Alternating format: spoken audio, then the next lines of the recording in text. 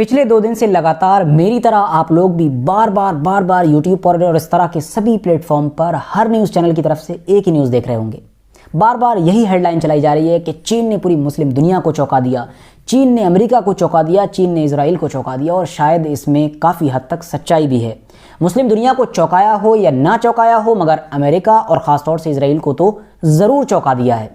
आखिर चीन ने ऐसा कौन सा कारनामा कर दिया, मुस्लिम दुनिया में ऐसा क्या काम कर दिया है कि जो पहले कभी नहीं हुआ था और जिसकी उम्मीद भी नहीं की जाती थी, उसको नामुमकिन समझा जाता था उस काम का होना, और अब चीन ने वो कर दिखाया है। क्या किया है जानेंगे वीडियो में, मगर उससे पहले अगर आप लोग मेरे इस चैनल पर नए आए हैं तो चैनल को ज़रूर सब्सक्राइब कर लें, साथ ही में बेल आइकन को भी प्रेस कर लें। मेरा नाम है साजिद ज़ोहेब और आप लोग देखना शुरू कर चुके हैं ज़ोहेब स्पीक्स। दरअसल दोस्तों, जो पूरा मिडिल ईस्ट का इलाका है, जो पूरी मुस्लिम दुनिया है, उसका ख्याल जब भी हमारे दिमाग में आता है तो हम क्या चीज़ सोचने लगते हैं? हम ऐसे देश सोचने लगते हैं जो बहुत ज़्यादा गरीब हैं, जहाँ पर बहुत ज़्यादा गरीबी है, जहाँ पर बिल्डिंग्स टूटी फूटी हैं, जहाँ पर खंडर हैं और खूबसूरत बिल्डिंग नहीं है यूरोप की तरह। ये सारी चीज़ें हमारे दिमाग में आती हैं। क्यों आती हैं? क्योंकि पिछले कई सालों से लगातार वहाँ पर जंगें चल रही हैं। वो सारे देश आपस ही में लड़े मरे जा रहे हैं। ज़्यादातर देश ऐसे हैं, अगर कुछ को छोड़ दिया जाए। वो इलाका के जहाँ पर किसी दौर में दुनिया की सबसे अमीर, सबसे ताकतवर सल्तनतें कायम हुआ करती थी, वहाँ पर आज ऐसे हालात हैं। वैसे तो इसके पीछे बहुत सारी वजह हैं ऐसे हालात होने के, लेकिन जो सबसे बड़ी वजह मानी जाती है वो दरअसल इनकी आपसी एकता ना होना, यानी आपस में इन देशों का एक ना होना। छोटे छोटे देश हैं और वो भी आपस में लड़ते रहते हैं। और इन सारे देशों में से भी जो 2 सबसे बड़े देश हैं, जो सबसे ताकतवर माने जाते हैं, ईरान और सऊदी अरबिया, वो भी आपस ही में एक दूसरे के दुश्मन माने जाते हैं। मगर दोस्तों, ईरान और सऊदी अरबिया ऐसे दुश्मन थे कि जिनके बारे में ये सोचा ही नहीं जा सकता था कि ये भी कभी दोस्त हो सकते हैं, क्योंकि बाकी सारे छोटे छोटे देशों की दुश्मनी भी इन्हीं के ऊपर बेस हुआ करती थी कि कोई देश अगर सऊदी की साइड में है तो वो ईरान वाले देशों का सबका दुश्मन रहेगा और ईरान का दुश्मन रहेगा। कोई देश ईरान की साइड में है तो वो सऊदी साइड वाले देशों का सबका दुश्मन रहेगा, सऊदी के साथ साथ। इस बेस पर तो पूरी दुश्मनी चला करती थी। मगर अब ये दोनों ही देश दोस्त बनने जा रहे हैं। और किसके बलबूते पर, यानी किसके इन्वॉल्वमेंट से ये दोस्ती कायम हो रही है? ये हो रही है चाइना की इन्वॉल्वमेंट से।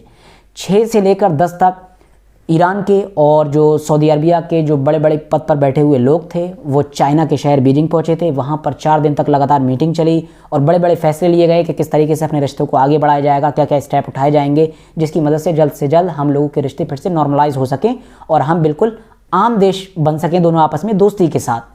इस पूरे मैटर पर काम किया गया है और सबसे पहले ये कहा गया है कि हम दोनों ही देशों में एम्बेसी खोलेंगे। मतलब जो बंद थी यहाँ पे, जो सही से नहीं चल पा रही थी, क्योंकि एम्बेसी की मदद से ही रिश्ते जल्द से जल्द 2 देशों के बीच ताकतवर बन सकते हैं। मगर दोस्तों, सबसे पहले बात करते हैं कि आखिर इन दोनों की दुश्मनी थी क्यों, और उसके बाद ये भी बात करेंगे कि अब अगर ये दोस्त बनेंगे तो इसका पूरी दुनिया पर क्या असर पड़ेगा। वजह अगर बात करें कि आखिर वजह क्या थी दुश्मनी की, तो पहली वजह तो थी शिया और सुन्नी का होना। सऊदी अरबिया जहाँ एक तरफ सुन्नी देश है, वहीं ईरान जो है एक शिया देश है। सुन्नी शिया की इन दोनों में आपस से पहले से बहस चली ही आ रही है। इसी वजह से जो शिया कंट्रीज़ हैं मिडिल ईस्ट की, या शिया ग्रुप होते हैं, वो ईरान को सपोर्ट कर देते हैं, जो सुन्नी होते हैं वो सऊदी अरबिया को। हालांकि ऐसा कंफर्म भी नहीं है, बहुत सारे सुन्नी भी ईरान को सपोर्ट कर देते हैं उसकी पॉलिसीज़ और आइडियोलॉजी की वजह से, और बहुत सारे शिया भी ऐसे होंगे कि जो शायद ईरान के ही खिलाफ हो जाते होंगे। लेकिन शिया सुन्नी की इनकी लड़ाई रहा करती थी, इसमें कोई दो राय नहीं है। उसके अलावा अगर बात कर लें तो एक था जियो पॉलिटिक्स। जियो पॉलिटिक्स इसलिए थी वजह क्योंकि जियो पॉलिटिक्स में एक ग्रुप तो होता है अमेरिका का और दूसरा ग्रुप होता है रशिया वाली साइड का, यानी रशिया और चाइना जिस साइड में रहते हैं। तो जो अमेरिका वाली साइड थी उसमें हमेशा से ही अगर आप देखेंगे सऊदी अरबिया रहा करता था हिस्टोरिकली, क्योंकि उनके रिश्ते आपस में कुछ ऐसे रहे हैं, एग्रीमेंट में आपस में बंधे हुए रहे हैं। वो उनके ऊपर डिपेंड, वो उनके ऊपर डिपेंड, वो उनको सस्ता तेल देते हैं, वो उनको न जाने क्या क्या देते हैं। दूसरी तरफ जो ईरान था वो हमेशा से ही ऑपोजिट साइड में रहता है। क्यों? क्योंकि अमेरिका और इजराइल का वो खुला दुश्मन माना जाता है और वो दोनों देश भी इसको अपना सबसे बड़े दुश्मनों में गिनते हैं और सबसे खुले दुश्मनों में गिनते हैं। इसलिए ऑटोमेटिकली ईरान रहता था रशिया और चाइना वाली साइड में। हमेशा उनकी आपस में झड़प चलती रहती थी, चाहे ज़बानी या फिर हथियारों से। अब मैटर ये था, दूसरी वजह तो ये थी। उसके अलावा भी बहुत सारी वजह थी, जैसा कि यमन में जो जंग चल रही है उसमें जो हूती लोग जो जंग कर रहे हैं, सऊदी अरबिया से कर रहे थे, उसमें ईरान सपोर्ट करता था हूती लोगों को। वहीं दूसरी तरफ जो सऊदी अरबिया था वो वहाँ की गवर्नमेंट को सपोर्ट किया करता था। ये सारे बहुत सारे इशूज़ थे। अब बात कर लेते हैं कि अगर ये दोस्त बन गए तो अब दुनिया पर असर क्या होगा। पहला असर तो ये होगा कि पहला क्या, बल्कि पहला और आखिर मेन सब कुछ वही असर है। वो असर है दरअसल अमेरिका से जुड़ा हुआ और इजराइल से जुड़ा हुआ। इसमें सबसे बड़ा नुकसान हो रहा है अमेरिका और इजराइल का। नुकसान इसलिए हो रहा है क्योंकि भाई अमेरिका और इजराइल हमेशा से ये कोशिशें किया करते थे कि ईरान को किसी तरीके से आइसोलेट करके रखें, वो इस पूरे एरिए में बंद कर दें, एक तरीके से आइसोलेट कर दें, वो ना किसी से बिजनेस कर पाए, ना कुछ कर पाए और ऐसी तबाह हो जाए धीरे धीरे। बहुत लंबे टाइम से कोशिशें करते आ रहे हैं, मगर फिर भी ईरान अपने आप को बचाने में कामयाब रहा है। क्यों कामयाब रहा है? क्योंकि वो हमेशा जो एंटी अमेरिका वाला सेक्शन होता है, जो ग्रुप है, उसमें रहता है, उन्हीं के साथ ट्रेड कर लेता है। और कुछ ऐसी कंट्रीज़ भी हैं कि जो दोनों तरफ नहीं जाती हैं, ना एंटी अमेरिका में ना प्रो अमेरिका में, तो वो जो है वो भी ईरान के साथ ज़्यादातर ट्रेड वगैरह कर लेती हैं, तेल खरीद लेती हैं और भी काम चलते रहते हैं उनके। मगर ईरान और इजराइल और अमेरिका ने हमेशा से ये कोशिशें की हैं। दूसरी तरफ जो सऊदी अरबिया था, जो खुला दुश्मन माना जाता था ईरान का, और वो ऑलरेडी अमेरिका की सपोर्ट में रहा करता था, तो उसकी मदद से इजराइल बहुत सारा फ़ायदा उठाया करता था और ईरान को दबाने की कोशिश किया करता था, आइसोलेट करने की कोशिश किया करता था।